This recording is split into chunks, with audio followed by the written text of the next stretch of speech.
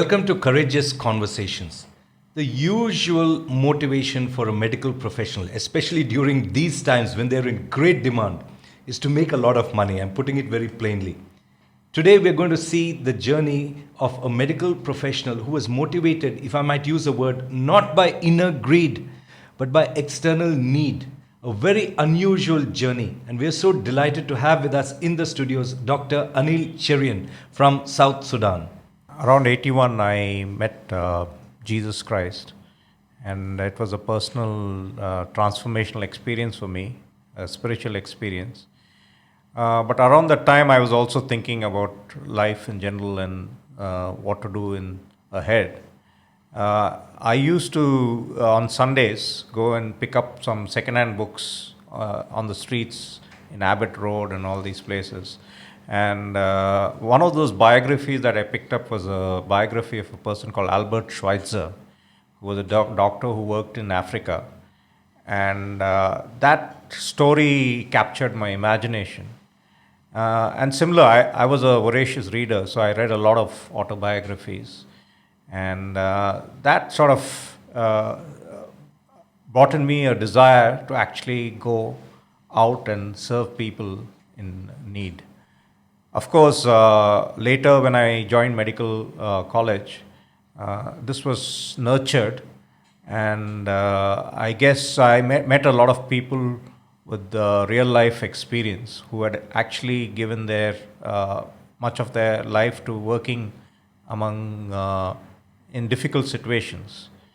And that always was an inspiration for me. Yeah, one of the requirements for getting into CMC Velo is that you write your sort of biography and write why you want to get in and what is your life goals. And I remember writing way back then that I wanted to go to a rural area in India and I wanted to work there. Now, most people, when they read such stuff, they take it with a pinch of salt. But I remember one of my professors saying when I was graduating, go back and read what you wrote when you came in, because probably that was actually the truth. Later on, most of us start off with good intentions, but then we are sort of disturbed by the world. The world around shakes us, and then it's often fear that drives us into taking up other positions, and rather than what you wanted to do when you were young and your dreams. So for me, it was always a dream to go out into some challenging situation and to see what I could contribute to that. That's wonderful. I just want to pause for a moment, and such a powerful message for all of us. Go back and read what you wrote. Go back in time for what your original intention was when you started off. That's a really powerful message. Thank you so much. Now, after your 2 years at Ditchpalli, Nizamabad, with the leprosy home there, did you, please tell us honestly, did you come out of that with a vengeance? Says, I finished my mandatory service period, and now I want to go back into mainstream. All my friends are doing very well and I want to earn a lot of money. Did that ever cross your mind? In some ways, yes. Sometimes parents and families put unrealistic expectations, and they expect you to be always there. And that I grew up in a traditional middle class family, and everybody knows, you want a decent house and you want a decent come up in life. And I guess my family also had similar expectations, especially since I was a doctor. And so it was tough, but that's where you need to trust that God exists. And if God exists and God is going to do something in your life, you need to step out. Actually, I just want to go back. Those 2 years, though they were difficult in some ways, they were also very transforming for me, because from the busyness of life, when you have time to actually be quiet and think and reflect on what you want from life, it helps you a lot. Because when you're young and you're going, sometimes you're on a treadmill. There's no time. You move from one phase to the next phase. I see a lot of young people today, they're worried about postgraduate studies, and then they're worried about getting a job, and then, life just goes on. And before you realize, you're married, you have a family, and you're already there. So you haven't really thought much or reflected what you want in your life. So those two years taught me a lot. And I think I grew tremendously through that experience. Also working with one kind of patient, because they're very vulnerable. Leprosy patients, as you know, there's a lot of stigma. And I was able to go deeper into their mindsets and to understand where the patient is coming from. Very often, medical professionals, I mean, they know the technical parts, but they don't really understand what their patients are actually facing. And, I would tell patients, this medicine's dangerous, it's difficult, you shouldn't take. And the patient will come back next day, I took, like 100 of those tablets, nothing's happened to me. People who have lost their limbs. So it's illness, disease. What it taught me is it's more than the physical. It's something that hits you deep down. And that made me change my way of looking at medicine, that it needed to be much more holistic and broader. And people are not just bodies, but they are much beyond that. Are you saying, Dr. Anil, that a doctor with a concern and care, along with the medical treatment, is far more effective than a doctor who's just following the motions and treating your body? Definitely. I think when people come, often their physical problems are just the external manifestations. Very often, the problems are much, much deeper. So the problems, for example, leprosy, it's not about just having a infectious disease and losing some of your body parts or faculty, but it's about being cut off from your families, of being looked down by society, of losing your dignity. And these are some of the experiences, the stories I heard of people, real life people who have done things and made a difference.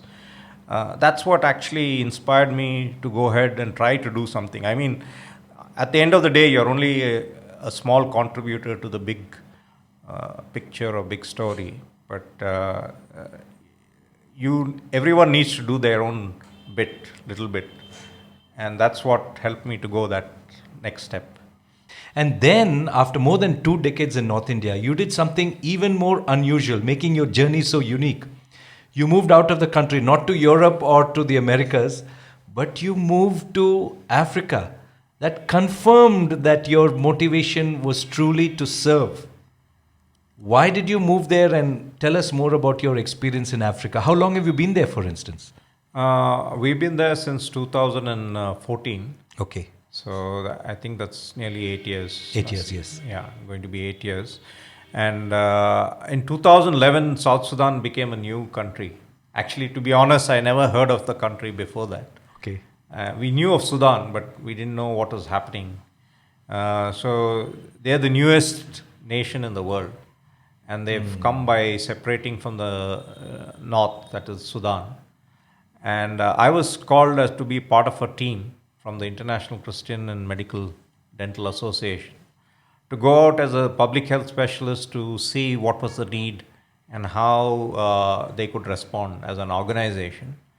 So that's when I first went and was able to see what's happening in Africa. And this was a nation that's like 70 or 100 years behind the rest of the world, right? And in India, you always have a problem, are people really poor? Are they exploiting your generosity? But here you have no problem, because 99% of them are actually very poor. And they were going through 50 years of civil war. And so the need was so great. But it so happened my wife was in Sweden then. And she also was doing a workshop on emergency obstetrics for non-physicians. And she met a lot of people from South Sudan. Okay. And they were telling her all the stories about people suffering. And what struck us was it's got the highest number of women dying in pregnancy. It was something like 2,000. Just to put it in perspective, we were working in rural North India, which is bad. We worked in one of the worst districts, and that was something like 800, 900 women dying out of every 100,000. Okay. Okay. But this is like 2,000, right? So this is like 3, 4 times. And what struck us was that the whole country has less than 100 medical doctors. Whereas just the organization that we worked in, which has about 20 hospitals, had at that point of time nearly 180, 200 doctors. And so the disparity just hit us. There are countries where there's no healthcare actually present. And though we thought, India and rural India was the biggest sort of need, and we were doing some fantastic work.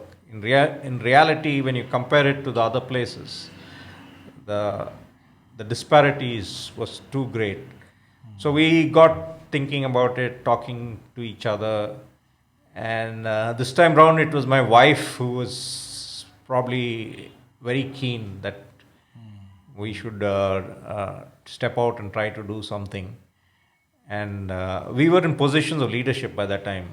So I was director for community health, and she was looking after many hospitals, reproductive and child health. And I was involved, I had my hands in many sort of, so it was difficult taking a choice of suddenly leaving. And even then many people said, you're crazy. You have something going good, you've just sort of come to the top of your this thing, so now you should leave everything and go. But as we thought about it, and we felt that, again, I think it's God's call, and you always have a choice, of course, but we felt we should respond, so we went as a family. Yeah. It's a very genuine call, if I can bring some humor into it. Most of the people I know have a call to go to a country whose GDP is higher than India's. But you went to a really poor place where the need was much more amplified than in India. Can you truly say that your decision to go there is validated now? Yeah, I mean, it's been tough at times. We are. I always keep thinking: was it the right decision? Was it, that's something that's part of my personality. But I think I learned a lot. The way I see is I don't see the decision by what I've done, but actually how I've grown in my understanding of the world, understanding of what's happening in the world, and how I've grown as a person. And I think it's been a very good move for us. And what's left in your journey now? Are you close to the end of your journey, or you still have the enthusiasm of a teenager? Yeah, I was just joking with somebody else. People like me, I need to work till we fall dead sometime. So, I mean, that's the thing about leadership. I think you're plagued with these dreams and ideas. You get up every morning with something so burning it's burning in your heart. It's remarkable. And so you think what to do next. The most difficult thing for me is to just be quiet and be in a place not doing anything or doing something pretty mundane or routine. Though most of life actually is mundane. Most of the things you do is, pretty mundane, wherever you are. As for life, your life is very simple. I've been in Africa, I've been to different places. I think life is generally the same. You do the same things. You go to work, you come back, look after your children, play with your children, you have some family time, watch TV. Those sort of, and you build a world around you. So in that sense, it's pretty much the same. Truly a remarkable journey. Friends, we're coming to a close to this conversation. But I like the way Dr. Anil Cherian said, the most difficult thing for me is to just keep quiet. And the other thing of note is these mundane things that you're doing day after day, and life is the same in any part of the world. But these mundane things build a fascinating and a unique journey like your journey, Dr. Anil Cherian. Thank you so much for being with us and inspiring us with your story.